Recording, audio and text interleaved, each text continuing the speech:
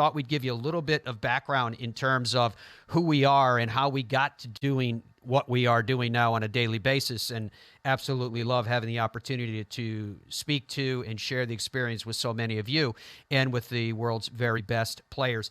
I started out, for me, on the green grass side of the game. I've worked in golf for my entire life.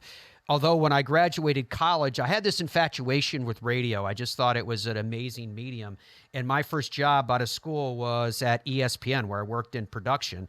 It didn't last too long for me, a few years, because the game kept whispering back to me to come back to it. And I worked for a PR and golf television production company. One of their clients was a guy that ran a private label golf club manufacturing company out of Florida, and he had had a heart attack and they needed help.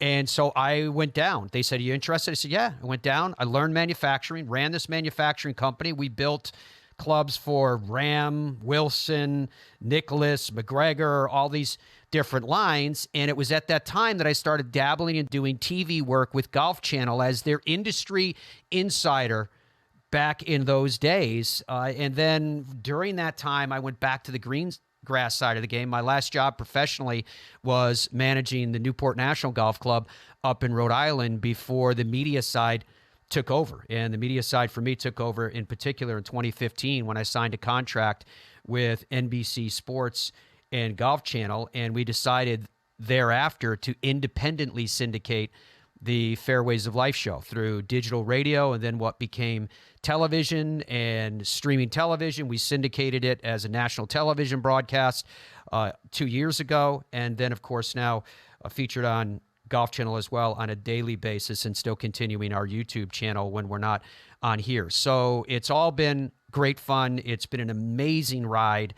It's been an honor to be with all of you guys. In the middle of all that, I started to write and became, thankfully, a New York Times bestselling author through authoring books under this series, Chicken Soup for the Soul, and now most of my books are about golf. Got another one coming out in the spring. Dominic, I don't remember how many years ago that you started with me. This show started in 2006 as a weekly show on XM radio before Sirius XM merged, and then it became the daily morning anchor on Sirius XM, PGA Tour Radio, for many years before we took it independently, as noted. So, Dom, you've been with us for a long, long time. Tell us a little bit about your background. Well, you don't need much about me, but yes, I believe, math is not great, but I believe that this is the 16th year I've been producing for Matt and producing this program, which you can see some of those horrifically old pictures. Look at all the hair I had. I had so much hair at some point. It's insane. But I worked at ESPN. I worked at NBC. I worked at Fox. I worked at Sirius XM. I've been doing sports journalism my whole life. And I stumbled into this golf job with Matt, and it's been incredible. Some notes that I took yesterday, Matt, that I wanted to share with the audience, just to highlight how much we've done. And I didn't realize this until I went through the information. I did all the math. We have done, you and me, have done 3,400 live shows. 3,400 live shows you and I have done over 16 years. And that's 5,200 hours of shows that you and I have done. And this is very difficult to pin down because you have conducted so many interviews, Matt, but my rough estimate is between 9,500 and 10,000 interviews that you have conducted as host of this program. So we're thrilled with the opportunity and excited to do more live shows and more interviews like today with Marina Alex, which was awesome.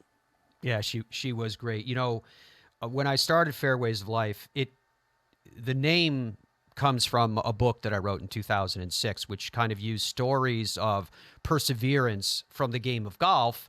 And it was kind of an ode to Chicken Soup for the Soul, if you will, right? So I used these stories of inspiration in terms of how they apply to life at large. And the whole idea of doing this show started with the fact that we have legends in the game that are getting up there in years, and we were worried that they wouldn't be around for many more years moving forward. And we just wanted to capture their stories in a way that they would want to tell them. That's how it all started, and that's what's led us to where we are right now.